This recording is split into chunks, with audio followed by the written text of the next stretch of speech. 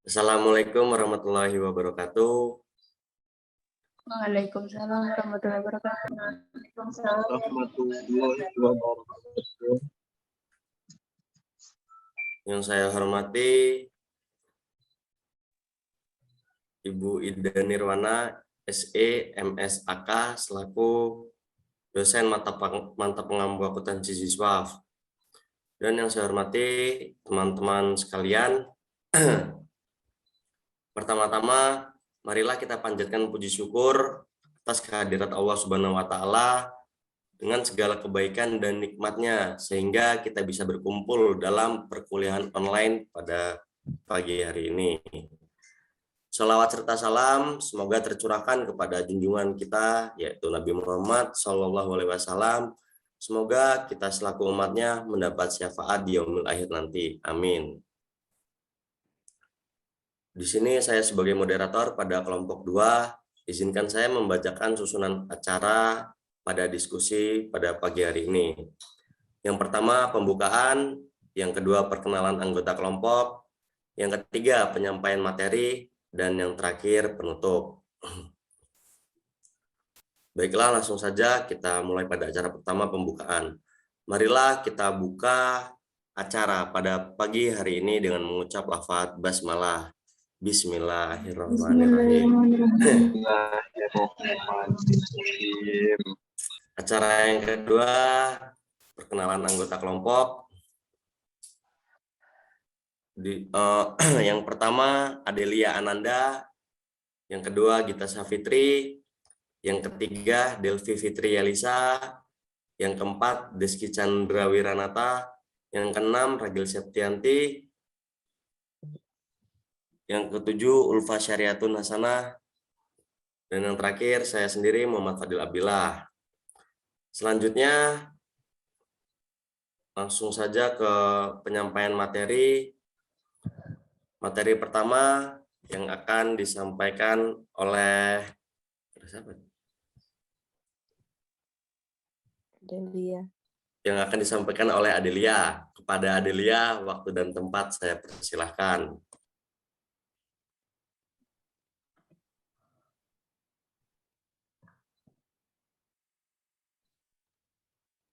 Untuk materi yang pertama, kami akan membahas tentang prinsip perhitungan zakat. Yang pertama yaitu prinsip tahunan. Dalam pemikiran Islam, tahun Qamariyah atau Hijriyah dijadikan sebagai standar minimum untuk pertumbuhan nilai aset. Dengan demikian, maka haul merupakan titik awal dari pertumbuhan aset. Karena itu, seorang mukallaf atau calon muzaki yang diwajibkan zakat harus melakukan penilaian atas harta yang dimilikinya sesuai dengan nilai pasar setelah kepemilikannya melalui haul. Naik turunnya aset atau nilai aset yang dimilikinya selama 1 tahun haul berjalan tidak menjadi pertimbangan dalam kewajiban zakat. Yang terpenting dalam nilai aset pada akhir masa haul.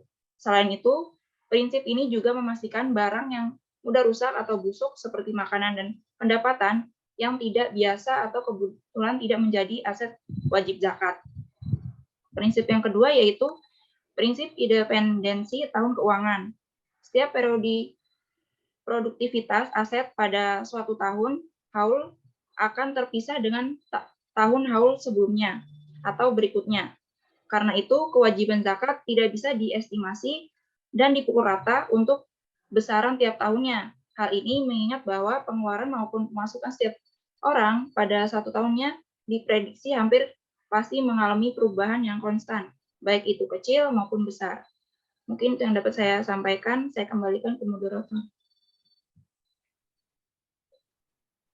Baiklah, terima kasih kepada saudari Adelia. Materi kedua yang akan disampaikan oleh saudari Gita Safitri. Kepadanya waktu dan tempat saya persilahkan. Materi selanjutnya yaitu prinsip yang ketiga, ada prinsip standar aset produktif atau potensi produktif. Yang bentuk-bentuk aset produktif dalam kajian ilmu akuntansi dapat dicontohkan sebagai berikut. Yang pertama, uang tunai yang ada pada kita atau tersimpan di bank. Yang kedua, saham, obligasi, dan financial papers lainnya. Yang ketiga, persediaan barang dagangan barang-barang yang diniatkan untuk dijual.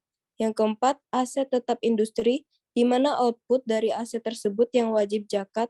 Dengan begitu, aset tetap berlaku sebagai aset zakat secara tidak langsung. Yang kelima, pendapatan dari penyewaan barang atau usaha rental, rumah kontrakan, dan lain-lainnya. Yang keenam, piutang bersih atau cadangan piutang dikurangi utang yang kita miliki atau tidak tertagih. Prinsip yang keempat yaitu prinsip standar mencapai nisab atau nilai surplus. Prinsip ini bertujuan agar tidak membebani kaum muslimin dan mendorong mereka untuk meningkatkan produktivitas. Standar kemampuan dalam perhitungan zakat pada seluruh aset ditentukan dengan besaran nisab yang beragam dalam kajian fikih klasik, yaitu 20 dinar atau 200 dirham atau 85 gram emas atau 4 syah. Saya kembalikan kepada moderator. Terima kasih kepada Saudari Gita Savitri. Materi ketiga yang akan disampaikan oleh Saudari Delvi. Kepadanya waktu dan tempat saya persilahkan.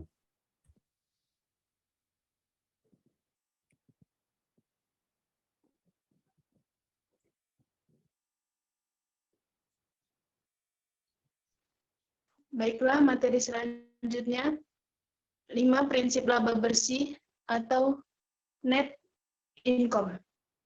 Prinsip pendapatan bersih juga berarti biaya produksi atau semua biaya fabrikasi tidak menjadi objek zakat seperti upah, overhead pabrik dan bahan baku dan pajak, serta diharapkan piutang sedangkan yang pengembaliannya piutang yang tidak diharapkan pengembaliannya dapat dimasukkan sebagai aktiva lancar sehingga berkaitan dengan net income atau laba bersih.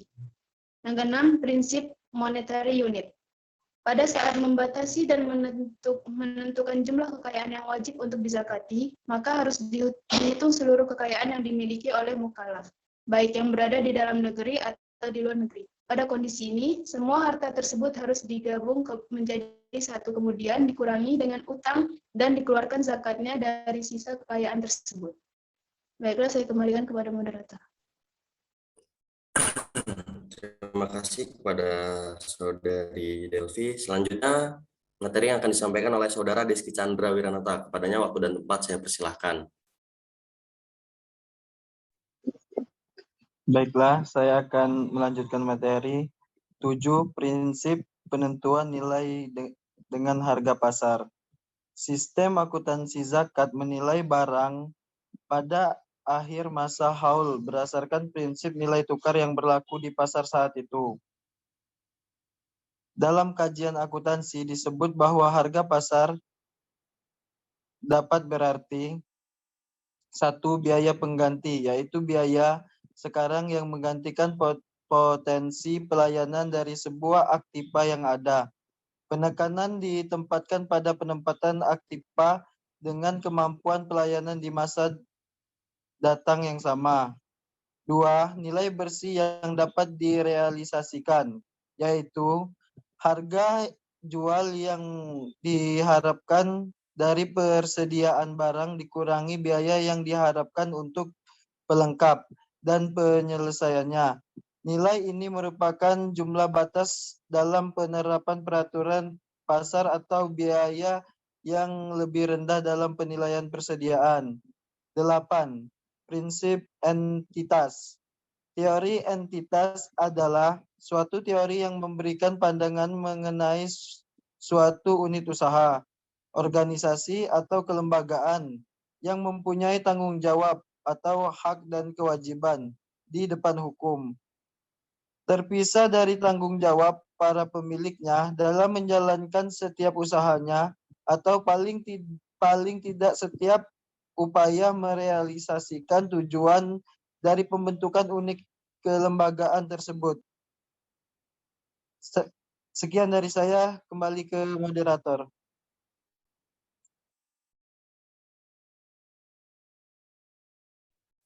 Baik, terima kasih kepada Saudara Deski Chandra Wiranata. Materi selanjutnya yang akan saya sampaikan sendiri, syarat harta wajib zakat. Syarat dan wajib zakat. 1. Islam berarti mereka yang beragama Islam, baik anak-anak atau sudah dewasa, berakal sehat atau tidak. 2. Merdeka. berarti bukan budak dan memiliki kebebasan untuk melakukan dan menjalankan seluruh syariat Islam. 3. Memiliki satu nasib dari salah satu jenis harta yang wajib dikenakan zakat dan cukup haul. Syarat harta kekayaan yang wajib dizakatkan atau objek zakat. 1. Halal. 2. Milik penuh. 3. Berkembang. 4. Cukup nisab. 5. Cukup haul. 6. Bebas dari utang.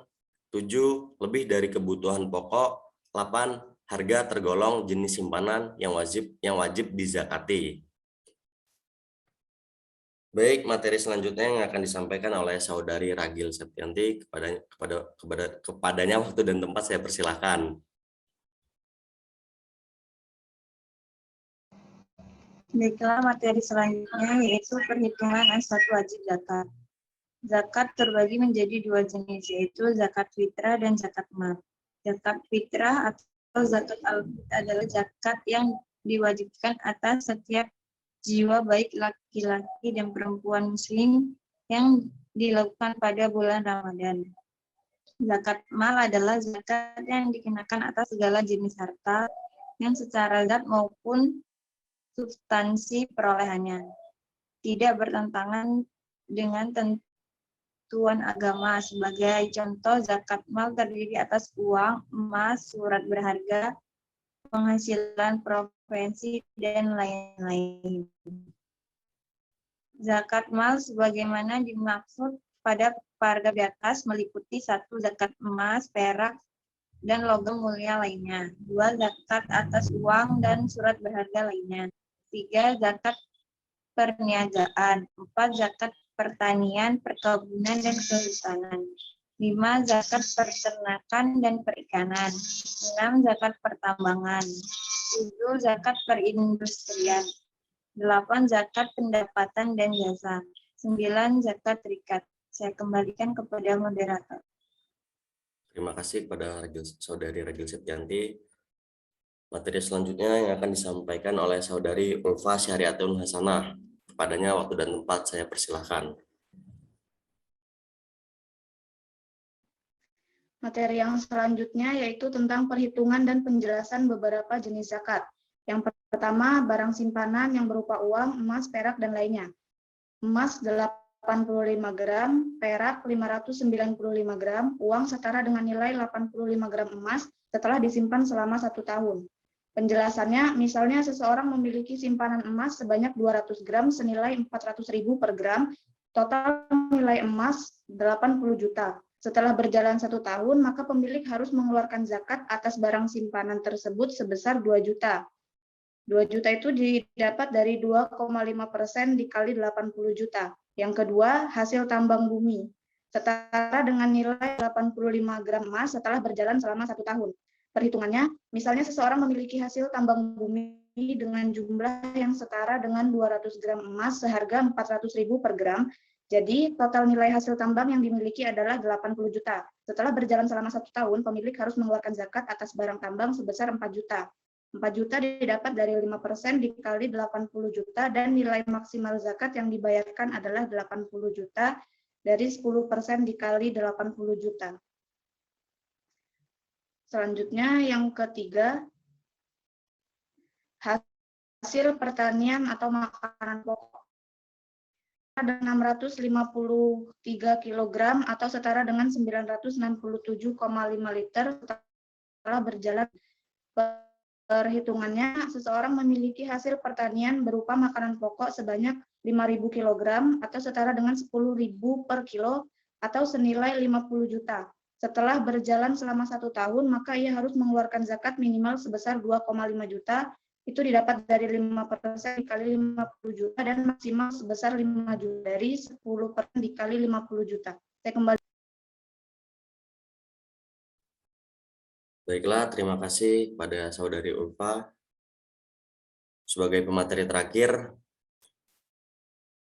selanjutnya acara penutup, itu tadi materi yang disampaikan oleh kelompok kami, yaitu kelompok 2. Semoga dapat diambil ilmunya, dan saya selaku moderator akan menutup acara diskusi kita pada pagi hari ini. Kurang lebihnya kami mohon maaf dan kepada Allah kami mohon ampun. Billahi taufik walhidayah, waridho walinayah. Wassalamualaikum warahmatullahi wabarakatuh. Waalaikumsalam warahmatullahi wabarakatuh. Waalaikumsalam warahmatullahi wabarakatuh. wabarakatuh.